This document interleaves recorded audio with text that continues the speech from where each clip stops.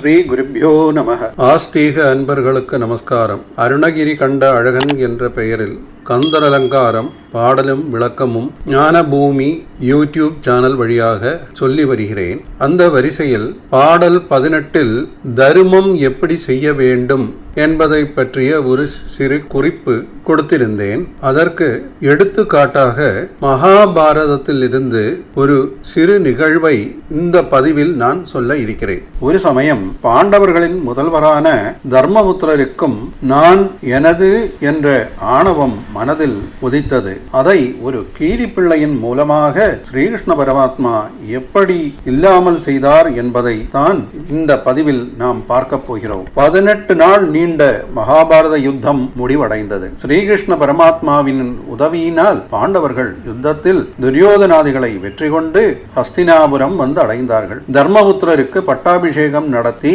ஹஸ்தினாபுரத்தில் அரசனாக அவரோதித்தார்கள். தர்மபுத்திரர் நீதி நியாயம் தவறாமல் ராஜ்ய பரிபாலனம் நடத்தி வந்தார். வருஷங்கள் சில கடந்து போயின. குலகுருவான கிருபாச்சாரியரின் வேண்டுதலின்படி ராஜசூய யாகம் நடத்த தேவையான ஆயத்தங்கள் நடந்தேறின. ராஜசூய யாகத்திற்கான நேரம் குறிக்கப்பட்டது. இதுவரை யாரும் பார்த்திராத அளவு பிரம்மாண்டமாக ராஜசூய யாகம் நடத்தப்பட்டது. தூர தேசங்களில் இருந்து கூட அரசர்கள் வந்திருந்தார்கள். விருந்தினர்களை 14 உலகமும் அதிசயிக்கும்படியாக உபசரித்தார் தர்மபுத்திரர். ராஜசூய யாகம் முடிவடைந்தது. வந்திருந்தவர்கள் எல்லோரும் விருந்து உண்ண அக்ரசாலைக்கு சென்றார்கள். அங்கே பலவிதமான பாயசங்கள் கறி காய்களுடன் விருந்து அவர்களுக்காக காத்து கொண்டு இருந்தது. வாழையிலை போட்டு பதார்த்தங்கள் பரிமாறப்பட்டன. விருந்தினர்கள் மிகவும் ரசித்து விருந்து உண்டனர். எங்கும் தர்மபுத்திரர் அளித்த விருந்தை குறித்தே பேச்சாய் இருந்தது. விருந்து முடிந்ததும்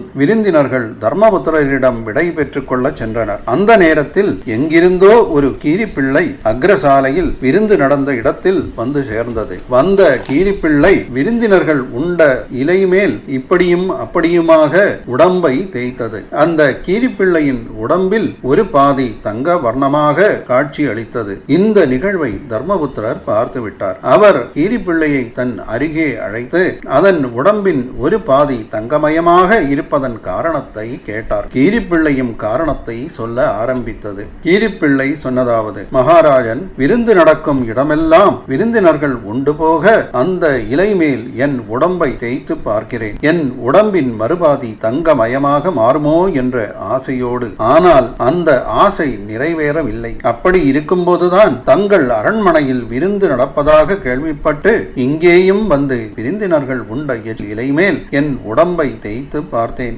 இங்கும் என் உடம்பின் மறுபாதி தங்கவர்ணமாக மாறவில்லை. அந்த ஏழை அந்தணனின் விருந்து உபசரிப்பே மிகவும் சிறப்புடையதாகும். அதற்கு நிகர் வேறு எதுவும் கிடையாது. கீரிப்பிள்ளை சொன்னதை கேட்ட தர்மபுத்திரரும் கீரிப்பிள்ளையிடம், நீ சொல்லும் அளவுக்கு மிகவும் சிறப்பு வாய்ந்த விருந்து உபசரிப்பு எங்கே நடந்தது? அங்கே எத்தனை வகை பாயசங்கள் பதார்த்தங்கள் இருந்தன? நம் அரண்மனையில் இருந்ததை விட அதிகமாக இருந்ததோ? ஏழை அந்தணன் என்று சொல்லுகிறாய். அப்படி இருக்க அவனால் எப்படி இத்தனை வகை பாயசங்களும் கறிகாய்கள் போட்டு பதார்த்தங்களும் சமைத்து விருந்தினர்களுக்கு படைக்க முடியும்? சொல், கேட்கட்டும் என்றார். அந்த நேரத்தில் தர்மபுத்திரருக்கு ஆணவமானது சிறிதாக தலை தூக்கியது. அந்த ஆணவமானது அவரை அப்படி பேச வைத்தது. கீரிப்பிள்ளை தொடர்ந்தது: மகாராஜன், இறை தேடி போகும் பொழுது தற்செயலாக ஒரு ஏழை அந்தணனின் வீட்டுக்கும் நான் போயிருந்தேன். அந்த வீட்டில் அவனும் அவனது தர்ம பத்னியும் 2 மகன்களும் மட்டுமே வாழ்ந்து வந்தனர். ஏழை அந்தணனானவன் தினமும் காலை 5 மணிக்கு உறக்கத்திலிருந்து விழுத்து எழுந்து விடுவான். எழுந்தவன் காலை கடன்களை முடித்து குளித்து சந்தியாவந்தனாதிகளையும் சாலக்கிராம பூஜையையும் முடித்துவிட்டு பிக்ஷாடனத்திற்கு சென்று விடுவான். பிக்ஷையில் கிடைக்கும் அரிசியையும் பணத்தையும் வாங்கி வந்த கறிகாய்களையும் தன் தர்மபத்னியிடம் கொண்டு வந்து கொடுப்பான். அவளும் அவன் கொடுத்த அரிசியையும் கறி காய்களையும் சமைத்து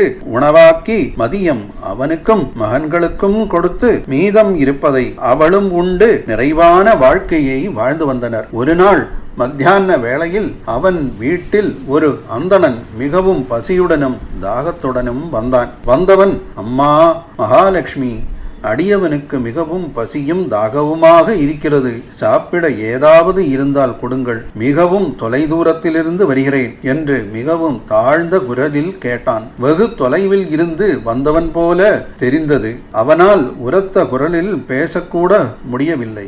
இந்த குரலை கேட்ட ஏழை அந்தணனின் தர்மபத்னியானவள் வாசலுக்கு வந்து பார்த்தாள். ஒரு அந்தணன் மிகவும் பசியுடனும் தாகத்துடனும் வந்திருப்பதை கண்டு அவனை அங்கே நிற்கச் சொல்லிவிட்டு உள்ளே சென்று தன் கணவனிடம் பிக்ஷை கேட்டு ஒரு அந்தணன் வந்திருப்பதை சொன்னாள். அவனும் அவனது மகன்களும் அப்பொழுதுதான் சாப்பிட அமர்ந்திருந்தார்கள். ஏழை அந்தணனும் தர்மபத்னியானவள் சொன்னதை கேட்டவன் என்ன செய்வது என்று தெரியாமல் தவித்தான். இருக்கும் உணவானது அவர்கள் 4 பேர்களுக்கு மட்டுமே சாப்பிட முடியும், வேறு ஒருவனுக்கு பங்கு போட முடியாது. அப்படி இருக்க வந்திருப்பவன் ஒரு அதிதி, அதுவும் ஒரு அந்தணன். அதிதி தேவோ பவ என்ற உபனிஷத் வாக்கியப்படி அதிதியை உணவளித்து உபசரித்து அனுப்புவதே ஒரு கிரகஸ்த அந்தணனின் தலையாய கடமையாகும். அப்படி உபசரிக்கவில்லை என்றால் அந்தணர்களுக்கு சொல்லி இருக்கின்ற கடமைகளில் இருந்து தவறியவன் ஆகிவிடுவேன். அந்த ஒரு காரணத்தால் நான் மரணத்திற்கு பிறகு ரௌரவம் என்னும் கொடிய நரகத்தில் தள்ளப்படுவேன். வந்த அதிதியோ ஏதாவது சாப்பிட கொடுங்கள் என்று கேட்டுக் கொண்டிருக்கின்றான். ஏழை அந்தணன் இன்னது செய்வது என்று தெரியாமல் மிகவும் மனவருத்தம் அடைந்தான். தன் தர்மபத்னியையும் 2 மகன்களையும் பார்த்தான். அவர்கள் முகத்தில் பசியின் சாயல் தெரிந்தது. இருந்தும் தர்மபத்னியானவள் அந்தணனிடம் இவ்வாறு சொல்லலானாள். நாம் 4 பேர் இருக்கிறோம். நம்முடைய பங்கிலிருந்து ஒரு பிடி அன்னம் எடுத்தால் கூட ஒருவனுக்கு பசி ஆறும் அளவுக்கு போதுமானதாக இருக்கும். என் பங்கிலிருந்து ஒரு பிடி அன்னம் வந்தவருக்காக கொடுக்க சித்தமாக இருக்கிறேன். இவ்வாறு சொன்னவள் தனக்காக வைத்திருந்த அன்னத்திலிருந்து ஒரு கைப்பிடி அளவு எடுத்து இன்னொரு இலையில் வைத்தாள். அவள் கணவனும் மகன்களும் அவரவர்கள் பங்கிலிருந்து ஒரு பிடி அன்னம் வீட்டை தேடி வந்த அதிதிக்காக ஒரு வாழை இலையில் எடுத்து வைத்தார்கள். அதன்பின் ஏழை அந்தணனானவன் அவர்கள் எடுத்து வைத்திருந்த 4 பங்கையும் ஒன்று திரட்டி வந்திருந்த அதிதிக்கு கொடுத்தான். அதிதியும் அவர்கள் நிறைந்த மனதுடன் கொடுத்த அன்னத்தை உண்டு மிகவும் மன திருப்தியுடன் அவர்களை அன்னதாதா சுகீபவ, அன்னலக்ஷ்மி சுகீபவ என்று வாழ்த்திவிட்டு அங்கிருந்து சென்று விட்டான். அவன் அங்கிருந்து சென்ற பிறகு அந்த இலை மேல் ஏதாவது மீதி இருந்தால் உண்ணலாமே என்று எண்ணி அந்த இலையின் அருகில் சென்றேன். அந்த இலையின் என் உடம்பு பட்டதும் பாதி உடம்பு தங்கவர்ணமாக மாறியது. அன்றிலிருந்து அன்னதானம் நடக்கும் இடத்திற்கெல்லாம் சென்று அதிதிகள் உண்ட இலையில் என் உடம்பை உராய்ந்து பார்க்கிறேன். ஆனால் இதுவரை என் உடம்பின் மறுபாதி தங்கமயமாக மாறவில்லை.